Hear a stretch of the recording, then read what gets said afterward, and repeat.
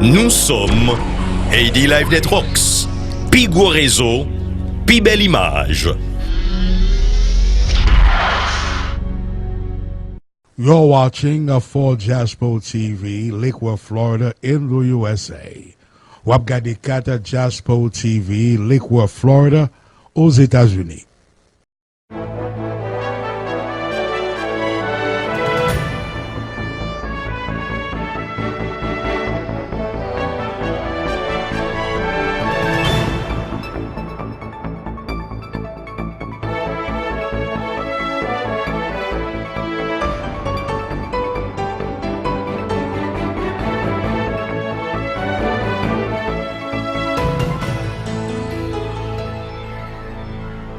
Good afternoon, ladies and gentlemen. It's a pleasure to have Madam Congresswoman Frederica Wilson on behalf of your constituent, the Haitian and the Caribbean people and others. We would like to welcome you to 4 Jaspo TV and 1340 AM radio station that cover from Palm Beach County all the way to Miami. So it's a pleasure to have you and to be able to interview you.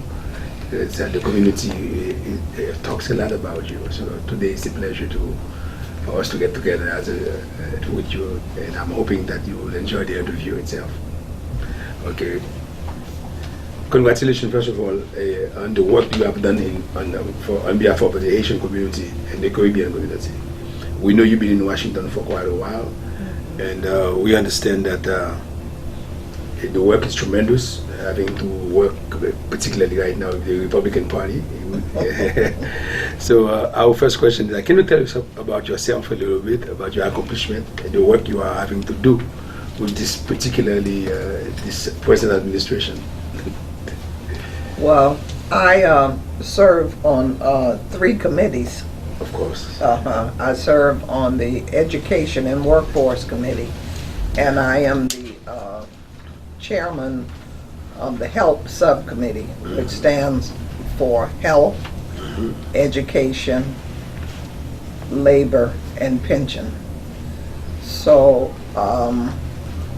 I also serve on the Transportation Committee, which encompasses lots of things in the transportation, and I serve on the Exclusive Steering and Policy Committee, which determines who will chair what committees, how committees will be structured. It's a committee that's under the leadership of the Speaker of the House, Ms. Nancy Pelosi. Yes, Ms. Pelosi. So even though it may look like nothing much is happening in Washington except impeachment, it's not true.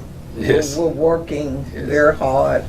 We're passing bills in our Education Committee, in our Transportation Committee, on climate change.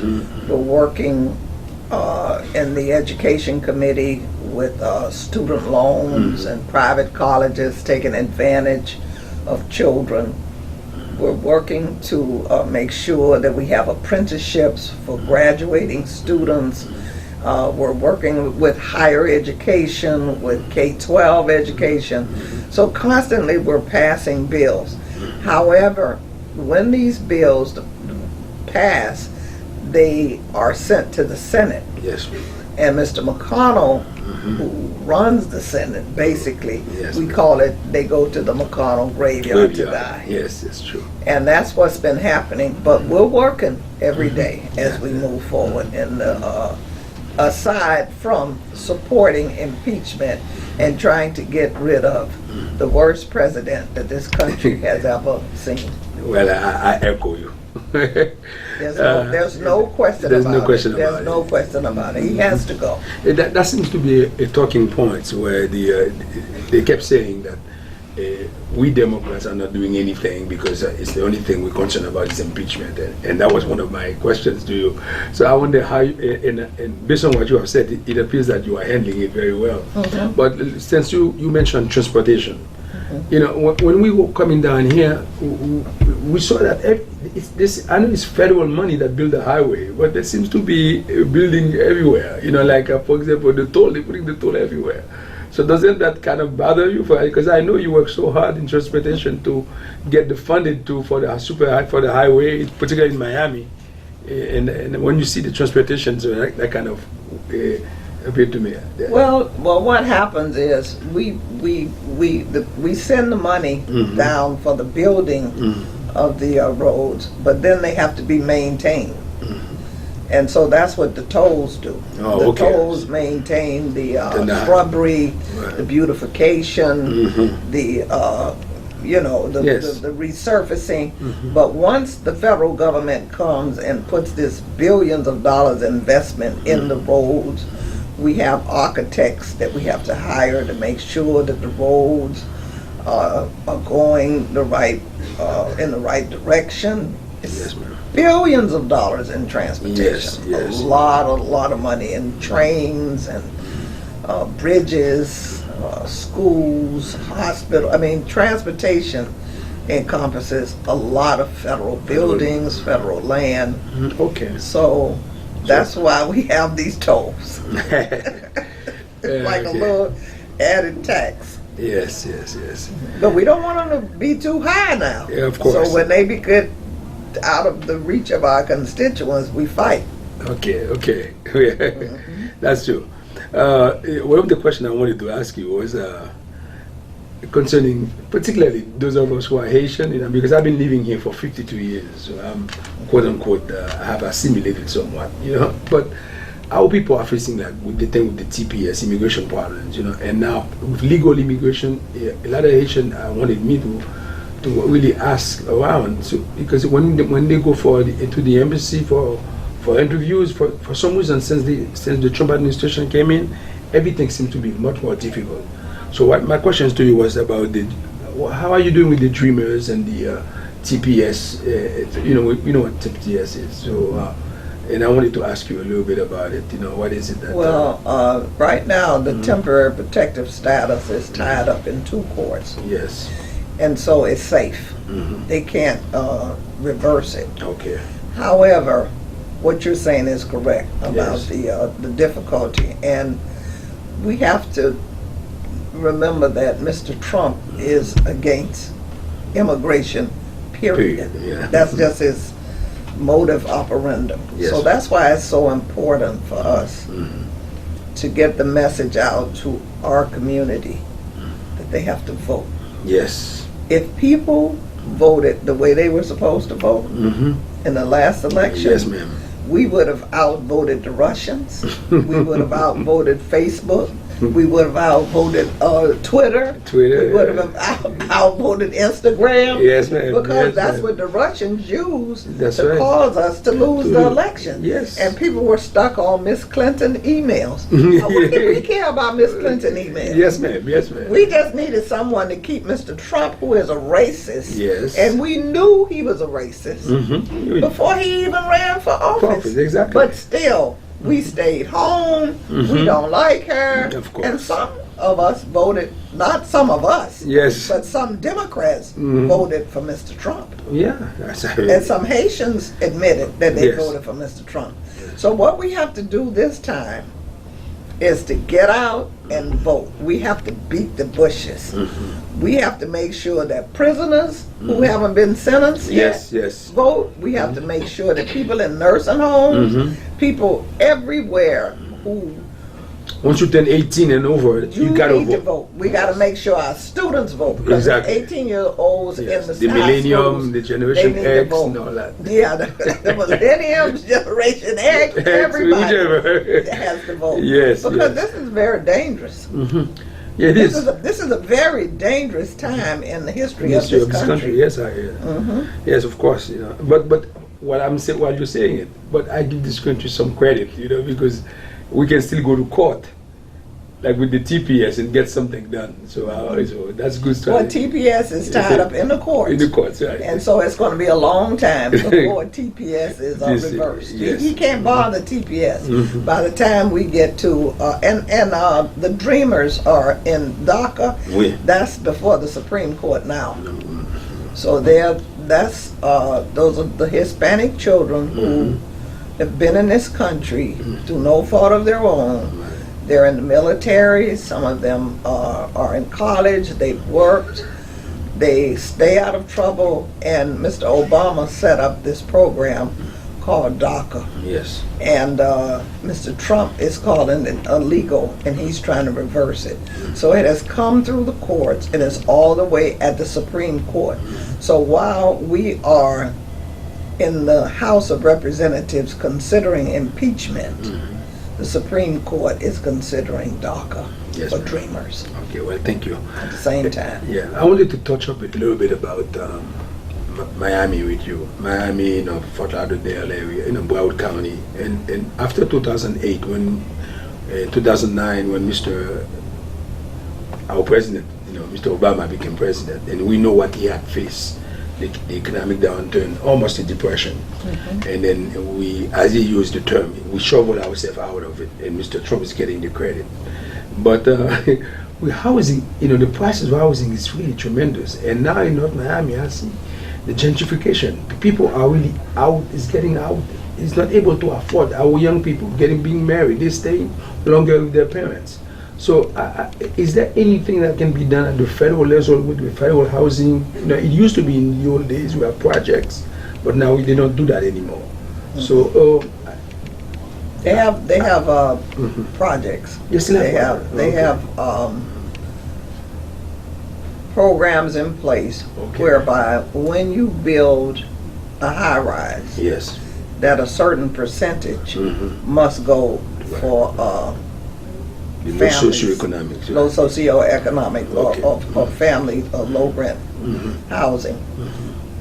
We've been meeting, but it can't keep up with the pace. Right. And so we're probably looking at a lawsuit for some sort of audit to find out why people are on this HUD list so long and why it looks like people who don't look like us can skip the line and get into these low rent situations before us. So we've been talking and we're going to come up with a solution. In the meantime, we have to make sure that all of these high-rise apartments, that there's a certain amount that's set aside for low-income residents. Yes, I like the term. And that rent needs to say, like the Trump Tower. Exactly, exactly. But he hasn't built anything that I know of, not in Dade County recently. You gotta have millions. You should see what's happening in West Palm. I mean, building is going up, and yet people cannot afford the rent, and people having to have 2 jobs. And then, do they have that policy in West Palm? Yes, I know they have it in Boynton Beach, where the 10% they have to talk about. A certain percentage. A certain percentage, yes, yes, they do. Right. So and it's in D.C. too. We see it every day. The information you're giving us, we don't get that from any place else. So once more, you're doing a great job. And we need to see, we like to participate, to being able to, when we have someone like in your caliber who's working with and I know you've been doing this for quite a while, and we know you love education. Education was of your thing, so I would like you to say something about education. What about this lady who's in charge of the Department of Education? Oh my God, Betsy DeVos. Betsy DeVos, yes. She came before my committee one time, and this lady has been the Secretary of Education for 3 years. Yes. And we're going to have to subpoena her to come back before our committee, because every policy that Mr. Obama put in place to benefit public schools, public school education, HBCUs, our black colleges and universities, all of our higher ed, our Hispanic serving institutions, all of those policies, this lady is at the Department of Education reversing them. So she doesn't want to come before the Education Committee to answer to this. Yes. And she is more unpopular than Mr. Trump. Mr. Trump, yes. When you mention her name, people go crazy. Yes. This is a Secretary of Education who is not wanted in a school. Yes. Who ever heard of such a thing? Yes. They should be rolling out the red carpet for her to come into schools, but no one wants her there because she is so anti-public education. She is. Why would she want to even be the Secretary of Education and be against public education? Yeah, and maybe she owns a few of the charter schools. Well, it's not so much the charter schools as it is the voucher schools. The voucher school, I mean, Yes, the voucher schools. Thank you for correcting That's yeah. what she's That's after. where she's at, yeah. She would like for the whole public education system to become privatized, Exactly. so that her friends in high places can make money off of education, the education of our children. Yes, ma'am. Which the Constitution says that each child is eligible for. Yes. So we are glad to have someone like you there to check me there. You know? Oh yeah, Check me. I'm there checking her every day. Yeah. and I don't. I have the gavel, Yes. and I'm not afraid to use it. Amen. Amen to that. You know, how can your constituents at the federal level, you know, contact you? You know, how can we do this? You know, to be able to be part of this, to be able to help, you know, someone like you to stay, to continue to serve. Well, I've had lots of interaction in the Haitian community, going in the community, and you mean like seeing on the website what we have? Yes, yes, ma'am. Okay, we have wilson.house.gov. Wilson.house.gov. And you tune in to wilson.house.gov. You'll see everything that we're doing, everything that we have done for TPS. I have a bill. We made the United Nations invest money into Haiti for cholera. Because they're the ones who brought cholera to Haiti, the United Nations. However, the money is, Mr. Trump has the money tied up. So we're fighting to get that done. Of course, you know, we fight every day, but I told you that TPS is in the court, so it's kind of safe right now. What I'm concerned about is the unrest in Haiti. And the president of Haiti. And what's going to happen with that? So we had Miss Nancy Pelosi here about 2 months ago. She came down to address the Haitian community about what was happening in Haiti. We've got to find a solution. So what we're fighting now is to get food and medicine into Haiti. And because of the unrest, the USAID is having trouble getting past all of the roadblocks and the burning of the tires in the street. And it's the people up in the mountains, up in the hills of Haiti, the countryside of Haiti, that's suffering. The people in Port-au-Prince, they find a way to get food. They're in the big city.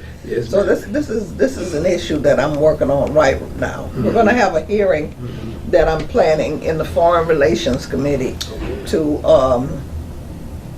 get this problem resolved. Okay, great. Well, I'm glad you brought that up. I think really, sometimes, you know, that's what they do is talk about, you know, Haiti, and we have Haitian living here, and African American and Caribbean people who are having a hard time too. And last Saturday we had a food giveaway. Haitian Tree Trust Foundation, and you should have seen that almost 15,000 people showed up. Wow! So it was a great thing. So this was where? This was in Boynton Beach, Gateway Boulevard, and the Calvary. There are some African American churches that were there to participate, and it's one of the things that Mr. Daphnis and I, you know, in the program we call it ANDEDAN POLITIK, which means inside politics, you know, and we wanted to be able to, we work closely with the African community, African American community, because our philosophy, we believe we are one people. It's just like we were separated from all over the place, and then we communicate differently. Look at me, 52 years here, and my accent is still there. I cannot run away from that. Well, we all came here on ships from Africa, but we're all in the same boat now. Yes, ma'am. Yes, ma'am. Okay, and came on different ships. Yes, ma'am. But we're all in the same boat now. Yeah. Before I ask you the last questions, and economic, what about the economic development as far as for this community, African American community. It doesn't have to be like a Haitian or Puerto Rican, but what is it that we're doing? Because what I'm seeing, I'm not talking wrong about Hispanic people. That's not the issue. But what I've seen, that they're so organized. They're opening up all the presidentes, everywhere within the Asian community, within the African American community, in West Palm, in Fort Lauderdale, every area. But I don't see how quote unquote, people that look like us a little bit, they are not really developing business as business wise. We have this conversation every day about the business acumen of people who look like us. Yes. And I say to you, if you find a group of investors who want to open a grocery store, send them to me. Okay. And I can help them. Yes, because we have small business enterprises on the state level, on the county level, and on the federal level. Yes, sir. You send them to me and we'll help them move forward. We have just set a young gentleman who was working here. Yes, ma'am. He now has all of the contracts for schools, security guards, and for trains. So if you have the business acumen and the will to run a business, we're looking for you. Okay.